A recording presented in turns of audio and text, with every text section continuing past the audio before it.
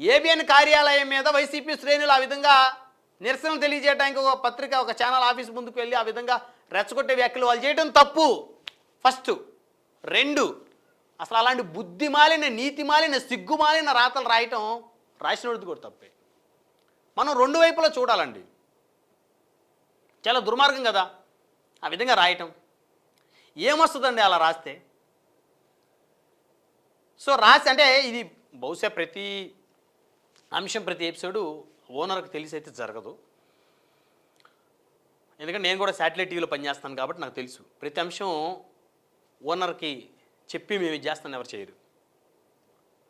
కాబట్టి ప్రతి వ్యవస్థలోనూ కింద స్థాయి ఉద్యోగులు డెసిషన్ మేకర్స్ ఉంటారు, వాళ్ళు కొన్ని నిర్ణయాలు తీసుకుంటారు. ఆ క్రమంలో జరిగిందేమో బహుశా. రాధాకృష్ణ గారు అంటే గొప్ప వ్యక్తి, సీనియర్ జర్నలిస్టు, 30 నుంచి 40 సంవత్సరాల ఇండస్ట్రీ ఉన్నటువంటి వ్యక్తి మీడియాలో. ఆయన ఆ విధంగా రాయడు, అందులో డౌట్ లేదు. ఆ కింద స్థాయి ఉద్యోగి ఎవడో గడ్డిదిని రాసినట్టున్నాడు అనేది ప్రజలు కూడా మాట్లాడుకుంటున్నారు. కాబట్టి అసలు ఒక రాజకీయ పార్టీని అంత వెనకేసుకొని వస్తున్న మీడియా వ్యవస్థ సరే వెనకేసుకొని రావచ్చు, కానీ దానికోసం ఆ పార్టీ ప్రతినిధులు అధికార ప్రతినిధుల కన్నా ఎక్కువగా ఎదుటి పార్టీ వాళ్ళ మీద విషయం చిమ్మటం అనేది తప్పు.